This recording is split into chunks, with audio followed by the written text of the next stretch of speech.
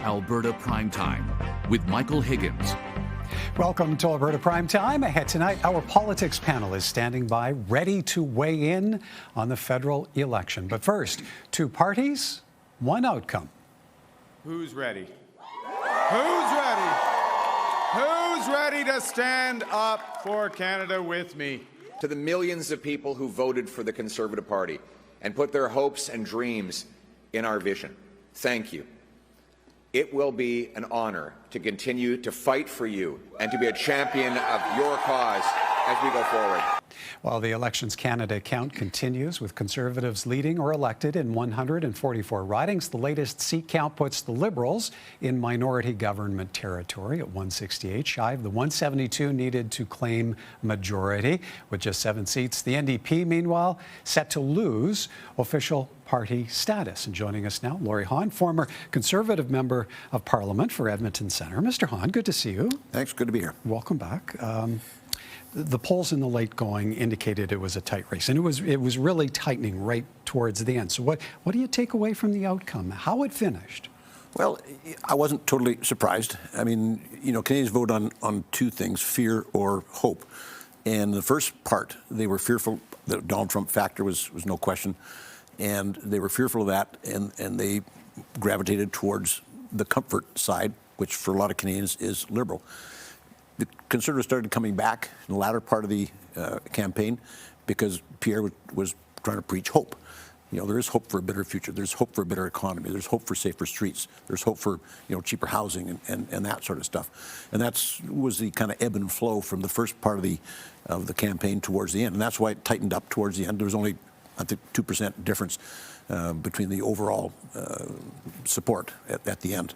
So how close then did the Conservative Party come in meeting the moment? Well, obviously not close enough, but you know, and there's a huge East-West divide. If you look at the distribution of seats, you know, Conservative and Liberal to the west in Western Canada, it's way different. It's the opposite in Eastern Canada. So it is, you know, the country doesn't feel the same way on both sides, and that is, I think there's some logic behind that from people's perspective. That does present some problems, I think, going forward, some challenges going forward to bring those two sides together. I mean, I've always felt that Canadians are more or less in the mushy middle there somewhere. You know, we've got people on either extreme yelling at each other across the chasm, and that doesn't solve very much. So I'm hopeful that the two sides can get together and provide a little bit more unity in government. You know, it's going to have to be some swallowing hard on both sides to do that, but I think it's necessary. Okay, Pierre Poilievre lost his seat last night. I think many are probably surprised by that, but where does that leave Conservative Party leadership? I don't think Pierre's going anywhere. I mean, I've served with him for 10 years. I know him pretty well. He is the hardest working guy you'll ever find, probably.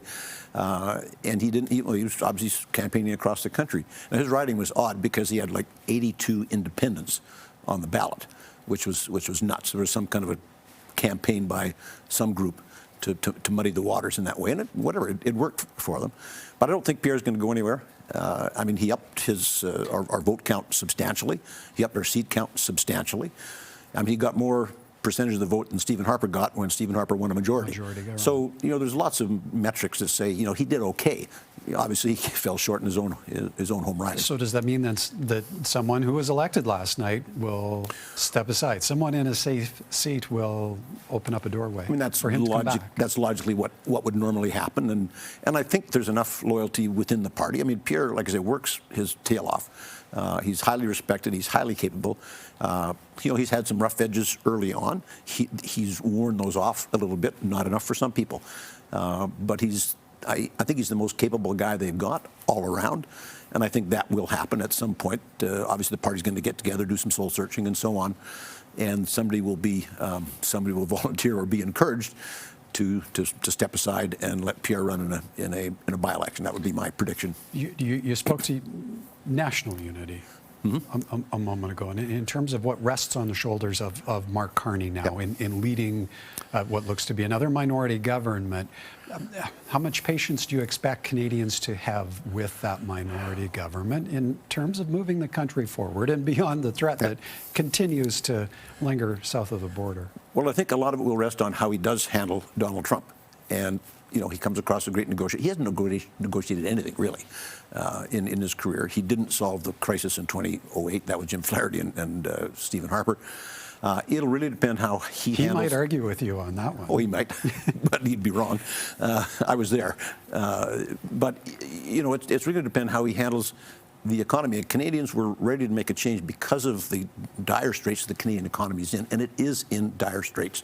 We're at the bottom of the rung with GDP. Our debt is out of control. I mean, the first thing to do when you're in a hole is stop digging.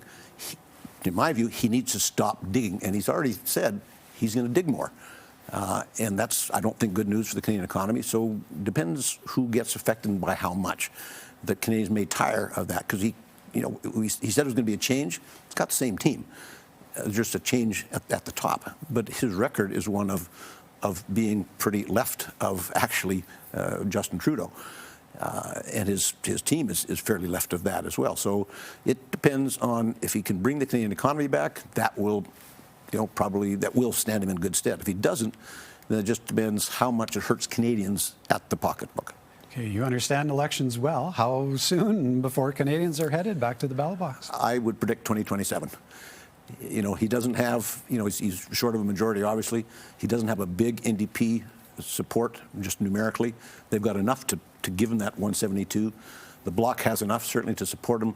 The Bloc will do it in Quebec interest, naturally. That's what they're there for.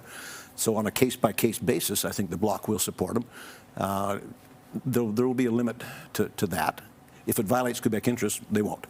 The NDP, with only 7, yeah, they can do it. But, again, that is going to be somewhat limited as well. So if he doesn't do well with the economy and Donald Trump, then I think Canadians will tire of it fairly quickly, and I predict they'll fall on the budget in 2027, and we'll be back at the polls. Okay, all right. You don't have to take that to the bank. Speaking of bankers, okay. We'll have to leave it there for time. Laurie, appreciate getting your perspective this evening. Thank you, sir. Thanks, Michael.